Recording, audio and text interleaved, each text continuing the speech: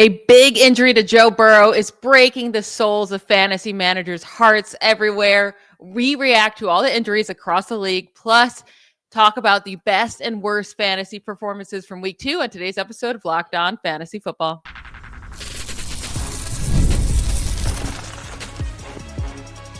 You are Locked On Fantasy, your daily NFL fantasy podcast. Part of the Locked On Podcast Network, your team every day.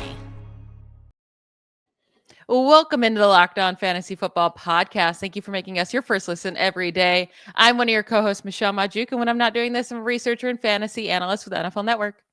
And I'm your other co-host, Vinnie Iyer. When I'm not doing this, I'm writing about NFL fantasy and betting for sportingnews.com. Today, we are going to discuss everything that happened in week 2. A lot of guys, their fantasy stock is looking up after week 2, which is exciting. A good amount of guys, though, stock is looking down after week 2, and we're starting to get a little bit worried. And then we had a bunch of injuries that we have to deal with, plus have to figure out who we want to pick up on the waiver wires, especially if you're dealing with those quarterback injuries that we'll get to. And I think we should just start with that, right? And talk about the guys whose fantasy stock is looking down after week 2. We normally like to start happy, but after all the injuries that happened, we should start there. And the biggest one being Joe Burrow. He is expected to miss the next 3 months after suffering, a grade 3 turf toe, a very serious injury that's going to keep him off the field for a long time after he has surgery. So this is going to hurt everyone on the team. I mean, Jamar Chase and T. Higgins did great with Jake Browning against the Jaguars, but can we expect that moving forward without Joe Burrow?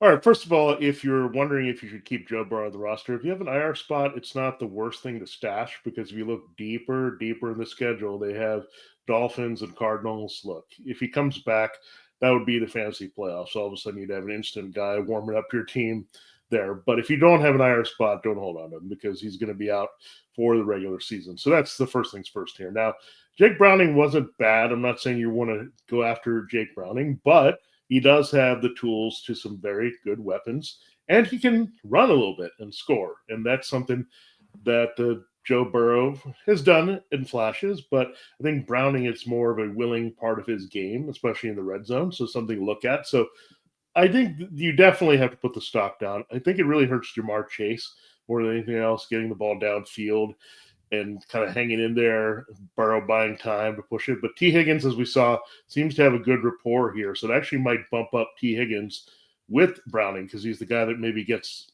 the underneath balls, intermediate guy versus Chase. Sometimes need those big plays to come through. I'm not saying you're going to suddenly sit Chase or anything, but you just have to temper your expectations. It could be more of a top 10, top 12 receiver.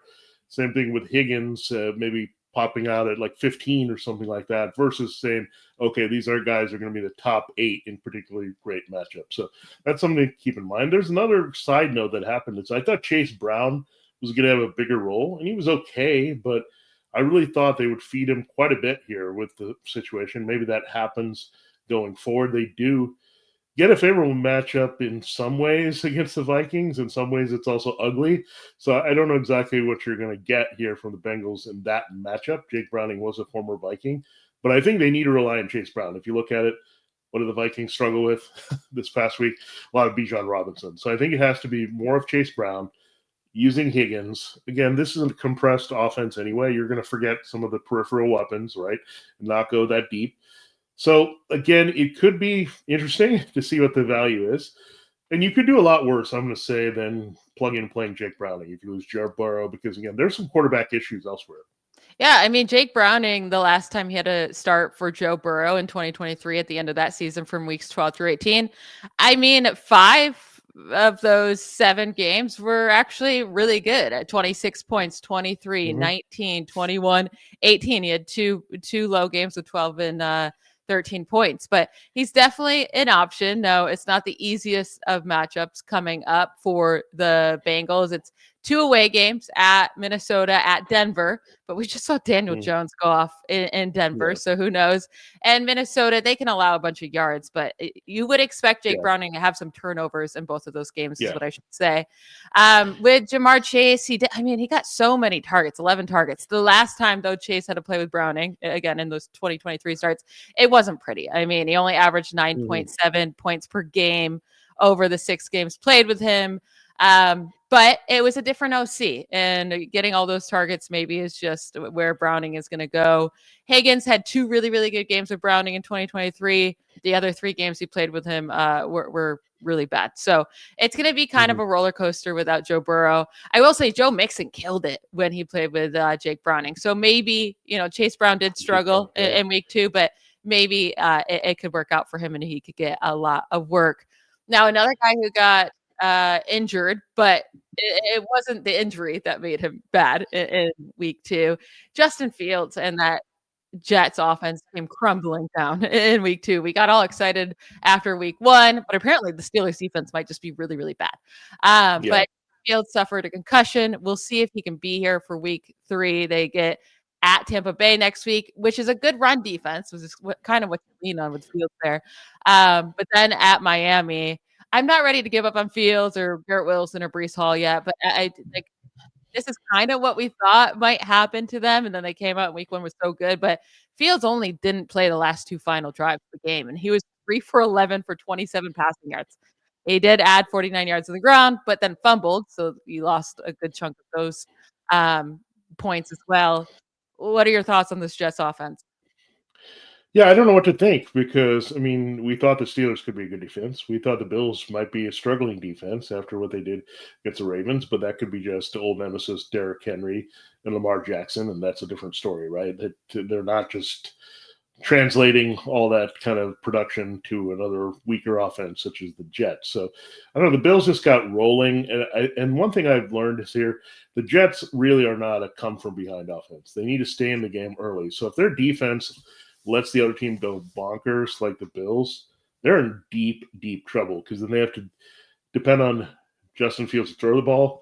Then they got to look less at the running game with Breece Hall, and they got to get it to him in the passing game. So it really limits a lot that they're going to do here if they get behind because, again, Fields needs that, right, to be in the game, and the Steelers game was back and forth. Now, there's a chance the Buccaneers game could be a little back and forth this week if Fields is able to play, but we know the Dolphins are around the corner. So it could be a matchup-based thing right now for where you feel that they could be in the game defensively and offensively to trust Fields. So, again, it's rough. It's very tough. Early in the season, you get a 2-week sample size, and you have night and day in some of these games with some of these teams. Now, moving to the Jaguars, and there's a lot of points scored in this game, like we expected. I mean, we didn't expect Joe Burrow to go down, but Jake Browning did his thing, put up points against the Jaguars, and points were going up for the Jaguars as well. But whatever's happening with Trevor Lawrence and Brian Thomas Jr., and also Travis Hunter, we can put this in here. I mean, the two of them combined have 33 targets for just 13 receptions and 115 yards, 0 touchdowns. Brian Thomas Jr. in particular, 19 targets. Amazing. 11th most in the league so far, but 5 receptions for 60 yards. And it's like he's almost scared to go try to catch the ball too, right? And then it's just like they cannot connect. I don't know what's happening. He's only scored 14 fantasy points in half PPR total throughout the 2 weeks. Travis Hunter's only scored 10 points total throughout the 2 weeks. What are you doing with these guys? They get Houston next week. They've had Carolina and Cincy, 2 really easy defenses. And now you're going up against a pretty difficult defense. I might be sitting Brian Thomas Jr. until he can learn how to catch a ball and he and Trevor Lawrence can get on the same page. Well, it looks like Brian Thomas Jr. is more Malik Nabers than Malik Nabers was Malik Nabers after week 1. So I don't get it. I mean, maybe Trevor Lawrence is just trying too hard to spread it around. I mean, you had Diami Brown scored the early touchdown in that game. Then all of a sudden, Bashal Tutin came in out of the backfield and was a key receiver there to help Travis Etienne. So I don't know. I think we are looking at the Jaguars' offensive line having a few issues to keep them from pushing the ball downfield as effectively. I think you can bet Liam Cohen's can say, look, we got to get our alpha going here. I mean, we lost this week because we couldn't get him going and we couldn't get Travis Hunter going. These are supposed to be the 1-2 punch of the offense. It's fine if you can run the ball with Etienne, but you got to put the ball in the air to win some of these games. Look, they're 1-1.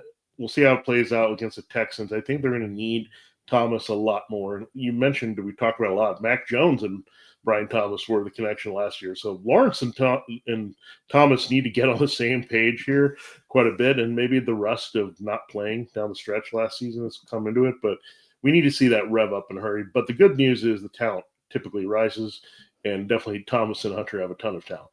Now let's hope the talent rises in Philadelphia, where AJ Brown has 9 targets over 2 weeks. Now he only had one in week 1, so he got fine amount of targets in week 2. It's just he now has 35 receiving yards through 2 weeks, no touchdowns. Devonta Smith, 7 receptions, 69 yards, 0 touchdowns through 2 weeks. They just don't have to throw the ball, the Eagles. So I mean, until a defense makes the Eagles actually have to throw instead of run, and a team can actually put up points against this Eagles defense, it's going to be not fun to start these guys on a week-to-week basis.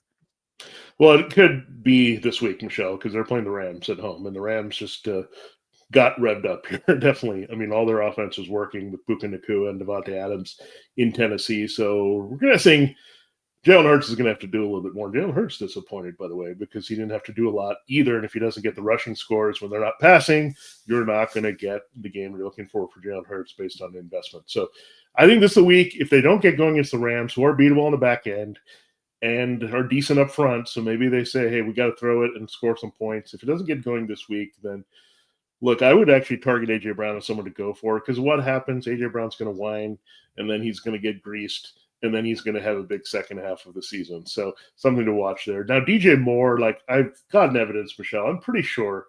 I know you like Omi to Zacchaeus. We looked at the tight ends, all that, but I'm pretty sure Rome Odunze is now Caleb Williams' go-to guy, and it's really hard to trust anybody else in that offense. Yeah, we're going to talk about Rome Odunze in the stock up segment, because he's catching touchdowns left, right, and center, is clearly the top target in that offense. 2 guys that are not the top target to close out this, the guys whose stock is falling miserably, Mark Andrews and TJ Hawkinson. I mean, Mark Andrews has 2 receptions for 7 yards and no touchdowns through 2 weeks. TJ Hawkinson, 4 receptions, 27 yards, 0 touchdowns through 2 weeks. JJ McCarthy's now hurt. As well. Well, Jayden Daniels, we didn't mention, he's hurt too. So like a lot of injuries to deal with. We'll talk about tight ends you can pick up if you have Mark Andrews or Hawkinson. We'll talk about quarterbacks you can pick up at the end of today's episode when we get to our waiver section. But let's transition over to the guys who actually made us happy this past Sunday and whose fantasy value is rising after week 2. This episode is brought to you by Prize Picks, the daily fantasy app where making the right call can actually pay off. You and I make decisions every day, but on Prize Picks, being right means cashing in. Prize Picks is the simplest and fastest way to get in on the action. Just pick more or less on 2 to 6 player projections, and you can turn your takes into real prizes all in less than 60 seconds. It's quick, easy, and honestly, just a really fun way to follow along with football. This week, they have an upcoming max discount with Patrick Mahomes. He just needs 1 passing yard, more than 0.5 passing yards to hit his projection. So that means you just would have to add 1 other guy to your lineup to win your fantasy lineup, or you can add another 5 guys if you'd like. Download the Prize Picks app today and use code LOCKEDONNFL to get $50 in lineups after you play your first $5 lineup. That's code LOCKEDONNFL for $50 in lineups after your first $5 play. Prize Picks, it's good to be right. All right, let's get into some of the best performances of the week. And, we're not going to talk about all the guys that, like the Jamar Chases and, all of them who were amazing that we expected them to be. But the Lions offense, we got to talk about, because they were so disappointing in week 1 in Green Bay. Come back home. Absolutely amazing. I mean, Jared Goff scores 34 fantasy points. Amon-Ra St. Brown is the wide receiver 1 on the week with 35 fantasy points and half PPR. Jamison Williams is the wide receiver 10 so far. Jahmyr Gibbs and Montgomery, both top 20 running backs, with Gibbs at 9, Montgomery at 20.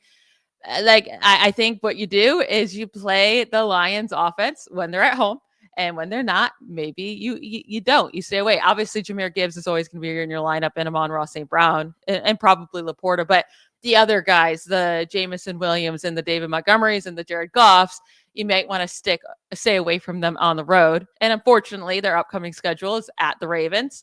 And then they get the Browns at home, but still pretty tough defense, at the Bengals, at the Chiefs. So 3 road games in the next 4 weeks. That's not great. But remember, I said in the summer, week 16 through 17, or 12 through 17, 4 of those 6 games are at home, 1 game at the Rams, 1 game in a dome. So trade for Goff before then. Yeah, I think you look at the situation as well. The Bears defense, I think we're learning it stinks without Matt Eberflus. By the way, they face Eberflus and the Cowboys this week at 0-2, but it stinks. I mean, they let the lead evaporate quickly against Jaden McCarthy. We saw McCarthy crash down to earth when he wasn't playing them. We saw what Jared Goff did the previous week when he was not playing the Bears defense at home. So, again, that's a great matchup going forward. So that's something to take away from that game. And with Detroit, yeah, you're right. Because it's such a well-oiled machine, right, in terms of the running game has to get going. Then they get the downfield passing. Then Jameson Williams gets unlocked. Then the play action is there. But when they take away the run, when a team takes away the run, then everything kind of caves in for Jared Goff. Now, I'm a little concerned about the Ravens matchup. Last time in 2023, this is a Sunday, I believe, a Monday night game. Last time when they met there, it was 2023, 38-6 Ravens in Baltimore. So that's when the Lions offense was getting good. So let's hope that does not repeat itself. But yeah, I definitely say Lions need a get-well game. They need a 50-burger to make us feel good about them, and they certainly delivered. Yes, they did. Now, Daniel Jones and this Colts offense also delivered. We were like, okay, they did it week 1 against the Dolphins, but let's see what they could do in week 2 on the road against Denver's defense. And Daniel Jones put up a great game. Again, 23 fantasy points after having 30 in week 1. And then Jonathan Taylor goes absolutely off for 29 fantasy points and half PPR with over 200 yards and a touchdown, running back 1 on the week so far. Tyler Warren, another really solid game from him, 4 receptions, 79 yards. He actually led the team in receiving yards. I mean, I guess you got to trust Daniel Jones 2 weeks in a row. He is the quarterback 2 so far in the season, behind only Lamar Jackson. And he's getting those rushing touchdowns. He has a couple passing touchdowns. I mean, are you trusting him moving forward?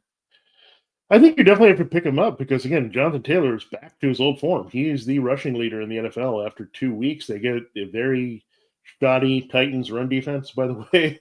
So Jonathan Taylor has killed the Titans before, so that's going to be rolling, right? So you figure Daniel Jones, look, I wouldn't go too nuts because it's not like all the weapons are humming, right? You have Tyler Warren, you got Daniel Jones running in. If he doesn't get those rushing scores, you're going to have limited production elsewhere, especially if Taylor's going wild and they're having decent defense, which I think they will against the Titans this week. So I think it's week to week here with Jones, but definitely he should be picked up as a backup, especially with Joe Burrow going down, Justin Fields having a head injury, Brock Purdy not in play. You really need to get Daniel Jones. He should be rostered in even 10-team leagues at this point as a backup, as an option, because he does have the AFC South schedule, and there's a lot of favorable stuff on that schedule, and especially the way the Colts are humming now with Shane Steichen. Now, the Giants also, with, Daniel Jones' old team, balled out this week. We're saying, okay, Russ might need to be benched for Jackson Dart, for Malik Nabers to be good because of all the targets he got in week 1. It just didn't come through with a big production week. Well, that definitely changed in week 2. Malik Nabers went off 9 receptions, 167 yards, and 2 touchdowns on 13 targets. But then also Wan'Dale Robinson was a top 5 fantasy wide receiver so far on the week with a monster week of 142 yards and a touchdown on 10 targets. Wan'Dale and Nabers are getting so many targets over the first 2 weeks. We'll talk about Wan'Dale Robinson in our waiver segment. But yeah, it's good to see Nabers have that type of performance. And then Cam Scatterboo is taking over there with the snaps in the backfield, and he looked pretty solid as well. So Tyrone Tracy falling down with Cam Scatterboo increasing. I want to talk about Rome Odunze, though, because you brought him up in the last segment and with DJ Moore. Odunze has 20 targets to DJ Moore's 11, right, over the first 2 weeks. Olamide Zaccheaus has more targets than DJ Moore. And then Odunze has all of the receiving touchdowns in this offense with 3 so far. So Rome Odunze looks to be this guy that we can actually trust moving forward, while DJ Moore might have to be on your bench. Yeah, I think the quick thing you look at, I mean, who were drafted together, Williams and Odunze, first-round picks. They came in, they worked together, they had good chemistry. They had known each other a little bit from their play out in the West Coast.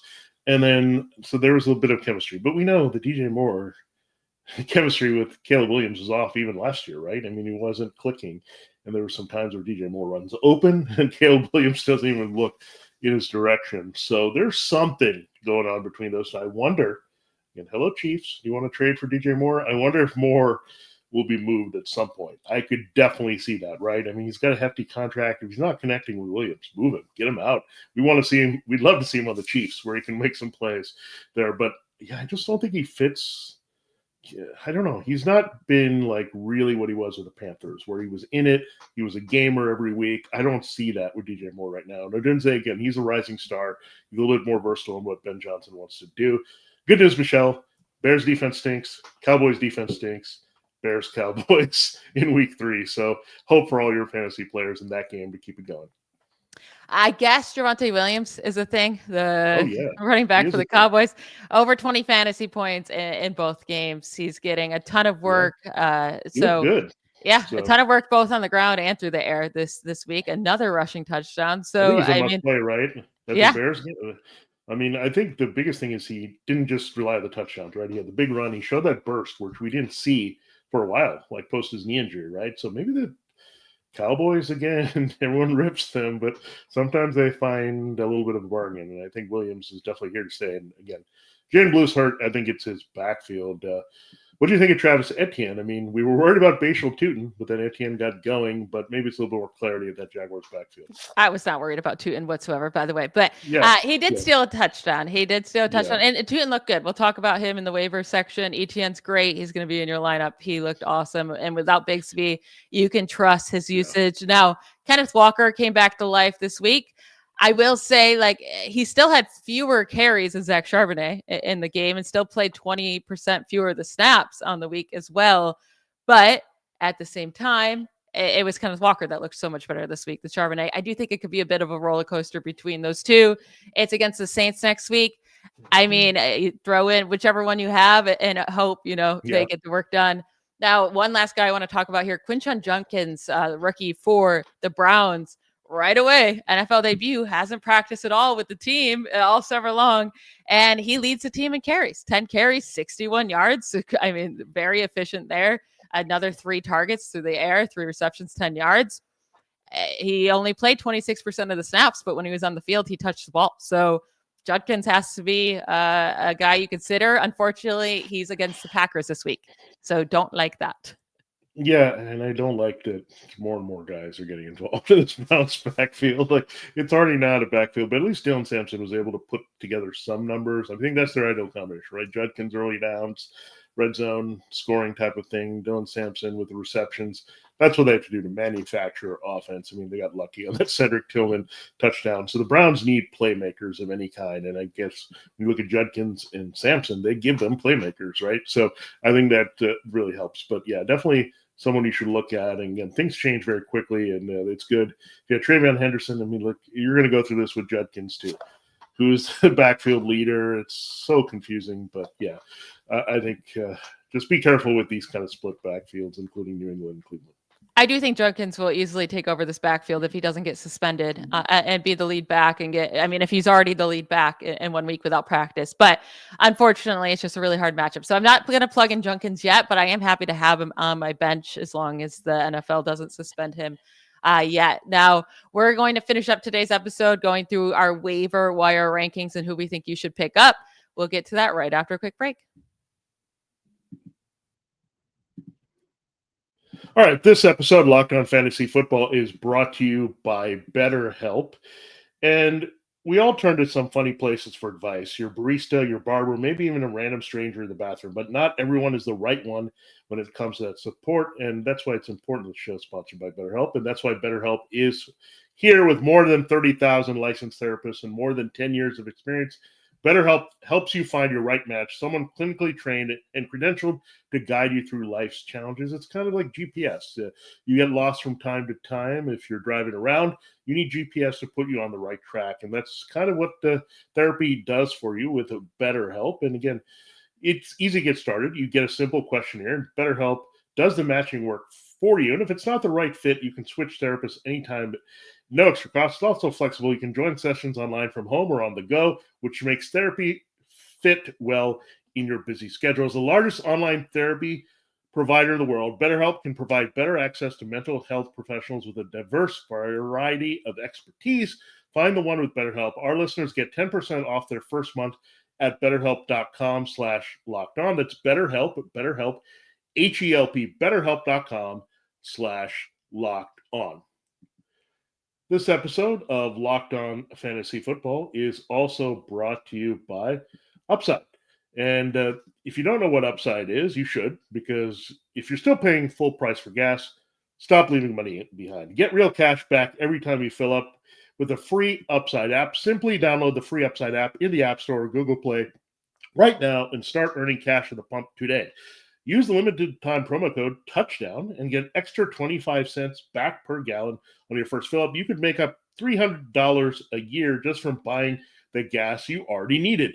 At first, I thought it was too good to be true, but it's totally legit. Real people are getting paid just to make their daily commutes, and you can too.